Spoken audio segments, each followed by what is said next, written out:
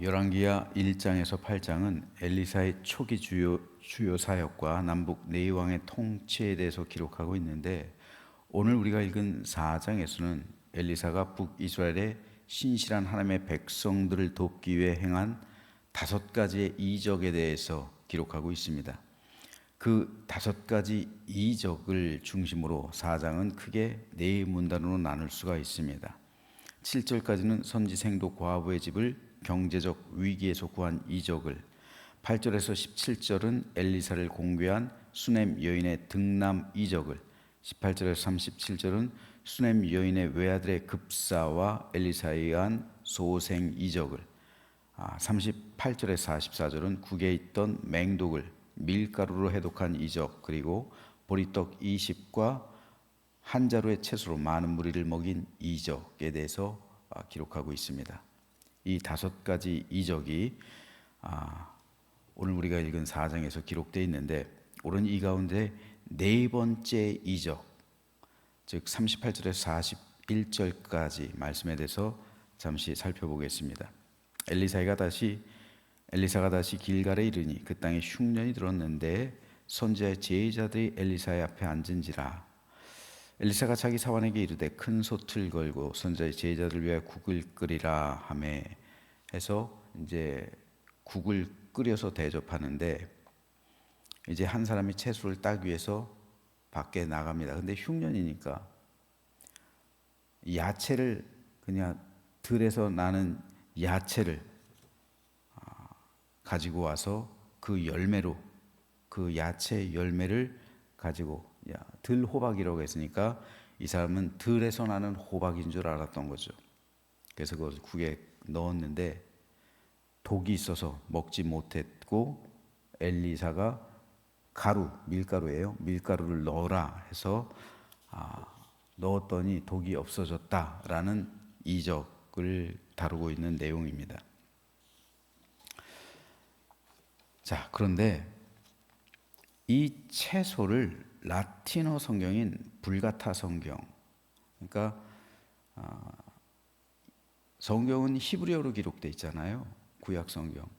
맨 처음에 구약 성경을 히브리어로 기록되는데, 알렉산더 대왕에 의해서 당시 팔레스타인 지역뿐 아니라 지중해 그 지역이 헬레니즘 문화가 번성하게 되죠.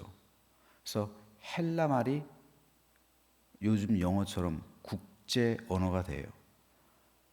근데 유대인들이 가장 많이 살고 있었던 그 당시 도시가 이스라엘을 제외한 알렉산드리아거든요. 그 알렉산드리아, 북아프리카에 있던 알렉산드리아, 그 알렉산드리아에서 살고 있었던 대부분의 디아스포라 유대인들, 그들은 히브리어를 몰랐어요. 다시 말해서 우리나라 사람 미국에서 살다가 뭐 3세대, 4세대가 되면은 한국말을 모르죠. 점점 잊어버리고 영어만 아는 것처럼 똑같이 이들이 모국어인 히브리어를 잊어버렸어요. 다 헬라말을 써요. 그러니까 성경을 읽혀야 되는데, 성경을 알아야 되는데 점점 히브리어를 모르니까 읽을 수도 없잖아요. 그러니까 이에 대한 필요성을 느끼고서 이 히브리어로 된 성경을 헬라어로 번역해요. 최초의 번역 성경, 이게 70인역이거든요. 근데 마찬가지로 이 불가타 성경은 뭐냐면요, 불가타 성경은 헬라어, 그리고 헬라어로 되어 있던 이 성경을 라틴어로 옮기는 거예요. 당시 로마 시대에 이 불가타 성경을 쓴 사람은 제롬인데, 당시는 로마 제국의 영향권에 있었기 때문에 이 라틴어를 알아야 되는데 몰라요. 헬라 말을 몰라요, 또 사람들이. 그러니까 헬라어로 쓰여진 신구약 성경을 라틴어로 번역한 그 성경이 불가타 성경이에요. 히에로니무스, 즉 제롬이라고 하죠, 영어로. 제롬에 의해서 바로 예수님 탄생교회, 즉 베들레헴 교회 지하에서 그 번역을 했습니다. 자, 근데 이 불가타 성경에는요, 이 채소의 이름이 정확하게 기록되어 있어요. 콜로산티다스라고 번역하고 있는데요. 이 식물은 아직까지 팔레스타인 지역에서 자생하고 있습니다. 사진을 보시죠. 바로 이 식물이 오늘 들호박이라고 번역된 식물입니다. 수박하고 비슷하죠? 근데 수박보다 훨씬 작은 공 모양, 호박 같기도 하고 수박 같기도 하고 참외 같기도 해요. 그런데 동그스란 모습은 호박이나 혹은 수박과 비슷하고요.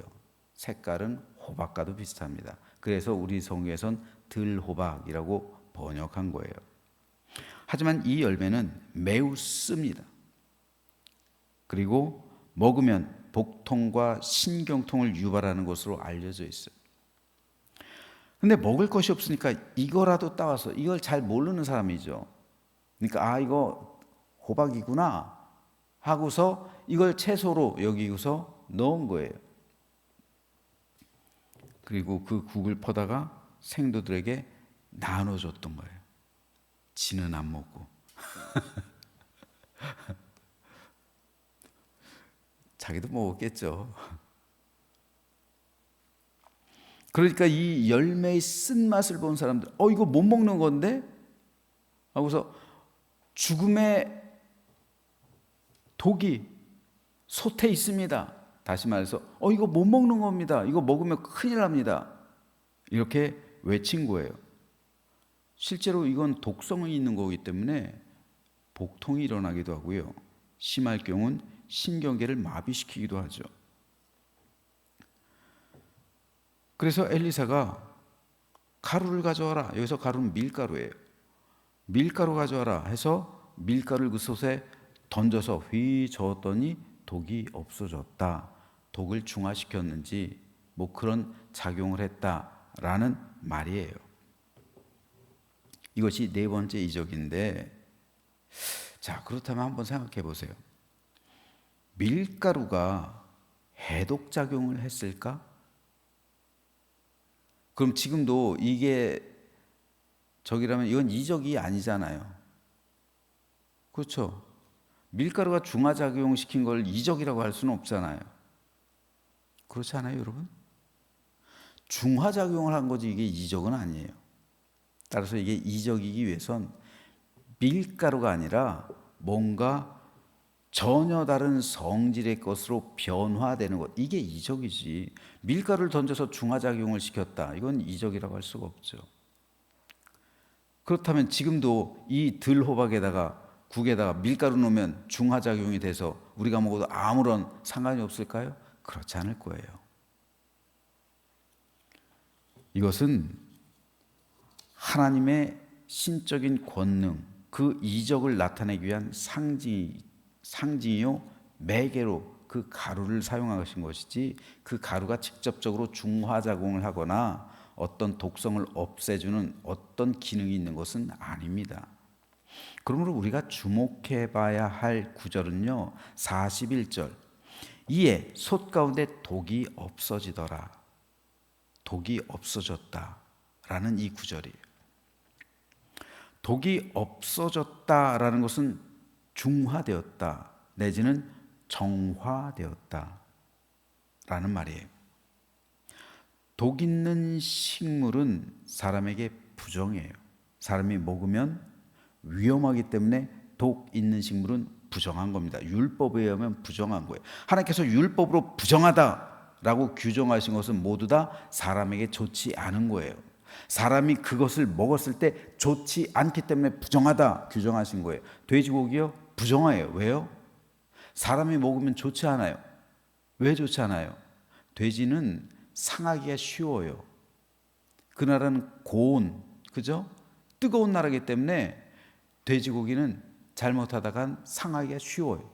그렇기 때문에 하나님께서 먹지 말라고 그런 거예요. 부정한 거예요, 이 음식은. 동물들도 그렇고요, 식물도 마찬가지예요. 식물도 독성 있는 식물은 위험한 겁니다. 그러니까 사람에게 부정한 거예요. 따라서 정한 사람이 부정한 식물을 먹으면 혹은 부정한 짐승을 먹으면 그 사람은 부정해지는 거예요. 그러니까 부정한 것은 만지지도 말라라고 하나님께서 율법으로 규정하셨던 겁니다. 사람을 위해서 주신 거예요. 그래서 율법은 사람을 위해서 주신 거다라고 말씀하시는 거예요. 식물도 마찬가지입니다. 식물도 독성이 있고 먹지 못하는 것을 접촉하면 부정해지는 겁니다. 만일 그 식물을 먹으면 사람이 식중독에 걸리고 신경이 마비되고 몸에 침투해서 독성이 퍼지면 그 사람을 죽일 수도 있는 거예요. 아주 위험한 겁니다. 믿음이 좋은 선지자 생도라 할지라도 부정한 음식을 먹으면 죽을 수밖에 없죠. 위험한 거예요. 하지만 엘리사는 그 부정한 음식을 정하게 했어요. 더 정확하게는 독성이 있는 부정한 음식을 먹었어도 그 음식으로 인해서 성도들이, 이 생도들이 부정해진 게 아니라 그 부정한 음식을 다스려서 정함을 유지했다는 거예요.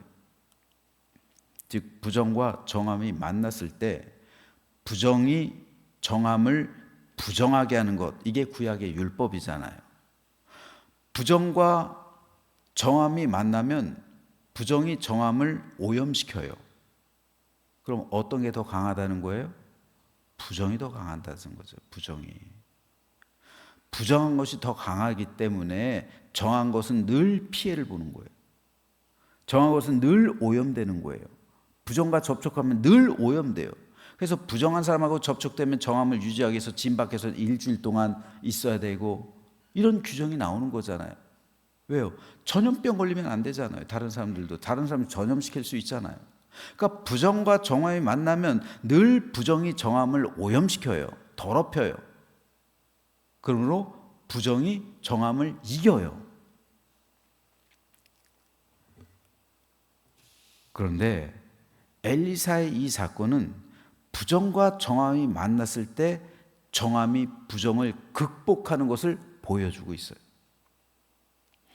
이것을 예수님께서 이렇게 말씀하셨어요. 믿는 자들에게는 이런 표적이 따르리니 곧 그들이 내 이름으로 귀신을 쫓아내며 새 방언을 말하며 뱀을 집어 올리며 무슨 독을 마실지라도 해를 받지 아니하며 병든 사람에게 손을 얹은즉 나으리라. 귀신, 뱀, 독, 병, 이 모든 것 다 부정한 거예요. 사람이 접촉하면 부정해져요. 사람이 귀신에게 접촉하면 신들려요. 부정해집니다. 뱀, 대표적으로 더럽고 불결한 짐승, 부정한 짐승의 대명사예요. 뱀 만지면 부정해져요. 율법으로 부정해집니다. 독을 마시면 오늘 본문의 선지자 생도들처럼 죽음에 이르게 되죠. 부정해요. 병도 사람을 죽게 만들어요. 부정합니다. 이 네 가지는 대표적인 부정의 대명사들이 귀신, 뱀, 독, 병. 이 모든 것은 사람을 부정하게 만드는 거예요. 그런데 오늘 예수님께서 믿는 자들에게는 이런 표적이 있을 것이다 선언하십니다. 그것은 귀신과 접촉하지만 귀신에 내가 귀신에 씌우는 게 아니라 귀신에 부정해지는 것이 아니라 내가 귀신과 접촉했을 때 귀신이 물러가요.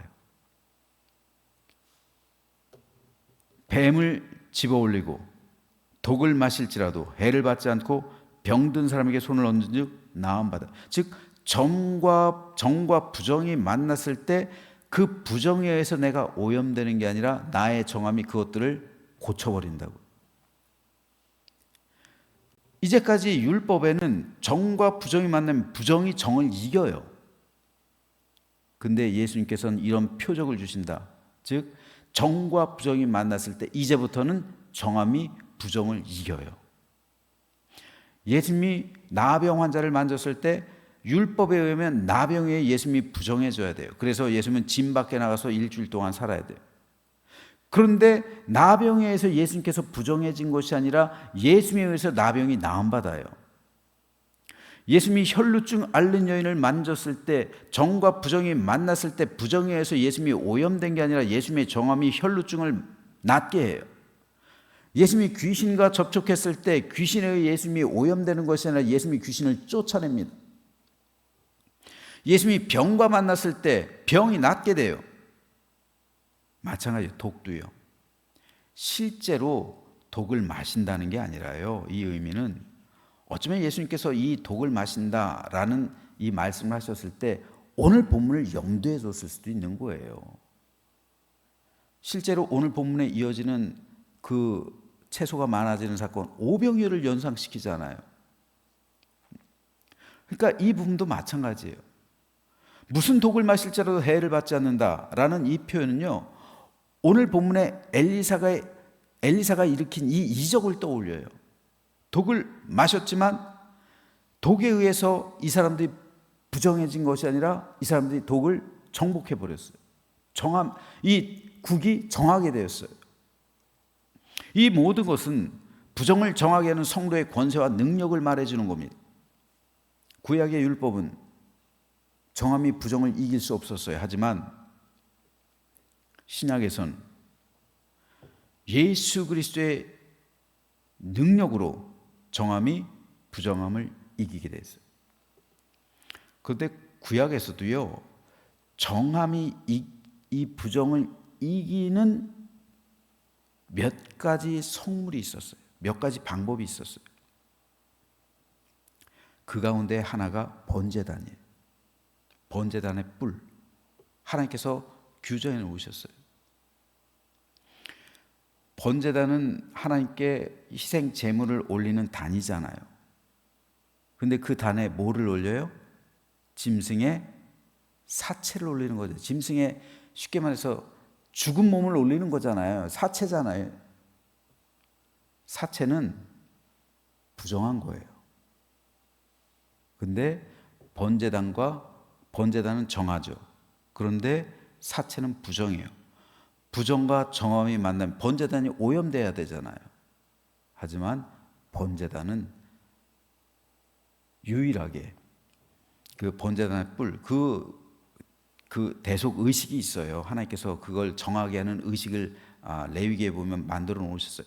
그래서 번제단에 접촉하는 모든 것은 다 정하게 될 것이다. 그래서 제사장도 시체를 만지니까, 당연히 사체를 만지니까 제사장도 부정해지는, 근데 제단 뿔을 만지면 제사장이 정해지는 거예요. 그래서 사체를 만져도 제사장이 정해지는 거예요. 레위인들도요. 번제단에 접촉하는 모든 것은 정해지는 거예요. 자, 이 번제단이 상징하는 게 뭡니까? 그리스도의 십자가예요. 그리스도의 십자가. 그러므로 그리스도의 십자가가 우리 안에 있다면 우리는 늘 정한 삶을 살아가게 되는 겁니다. 그래서 예수님께서 믿는 자에겐 이런 표적이 따르리니 하면서 정함의 표적, 정함이 부정을 이기는 표적을 보여주신 거, 말씀해 주신 거예요. 이것은 주님께서 우리에게 주신 권세입니다. 내 안에 예수 그리스도의 십자가가 있다면 귀신과 접촉해도 내가 귀신에게 귀신 들리는 게 아니라 내 안에 있는 십자가로 인해 귀신이 쫓겨난다는 거예요. 모든 부정과 접촉해도 내가 그 부정으로 인해 더럽혀지는 것이 아니라 그 부정이 내 안에 있는 십자가로 인해 정해진다는 거예요. 이제 우리는 이 삶의 원리를 가지고 밖에 나가서 생활해야 됩니다. 나와 접촉하는 모든 것은 정해진다는 사실이에요. 왜? 내 안에 그리스도의 십자가가 있기 때문에요. 주의 번제단이 있기 때문에요. 내가 하나님의 성전이 되었기 때문에요. 믿는 자에게는 이런 표적이 따르는 거예요. 나의 거룩이 세상의 부정과 만났을 때 성도의 거룩이 세상의 부정을 덮어버리는 능력. 그래서 물이 바다를 덮는 능력. 물이 바다를 덮는다는 게 그거잖아요. 물은 정예요. 하나님의 은혜예요. 바다는 세상의 악함입니다. 물이 바다를 덮는 거예요. 하나님의 은혜가 세상의 악함을 덮어버리는 능력. 이것이 주께서 우리에게 주시는 표적이란 말입니다. 그러므로 나와 접촉하는 모든 대상은 거룩해지는 거예요. 우리 가정이요? 내가 거룩하잖아요. 내가 우리 가정 가운데 있잖아요. 그럼 그 가정은 거룩해지는 거예요. 물이 바다를 그 가정이 덮어버리는 겁니다. 내가 접촉하는 모든 것, 내가 대하는 모든 그 악이라 할지라도 다 이겨낼 수 있는 능력, 이것이 주께서 우리에게 주신 믿는 자에게는 이런 표적이 따를 것이다 라는 말씀이에요. 그러므로 내가 접촉하는 모든 것은 정하게 된다는 권세, 이것을 우리 주님께서 오늘 우리에게 주셨다는 사실을 믿음으로 확신하면서 우리 가정 나로 인해 거룩해지고, 내 부모와 형제, 남편과 아내, 자녀들 나로 인해 정해지고, 내 직장과 이웃, 내가 만나는 모든 사람들이 나로 인해 거룩해지고 정해져서 생명과 구원을 얻게 하는 이 시대 주님의 참된 제자들로 발견되어지는 우리 모두가 되시기를 주님 이름으로 축원합니다.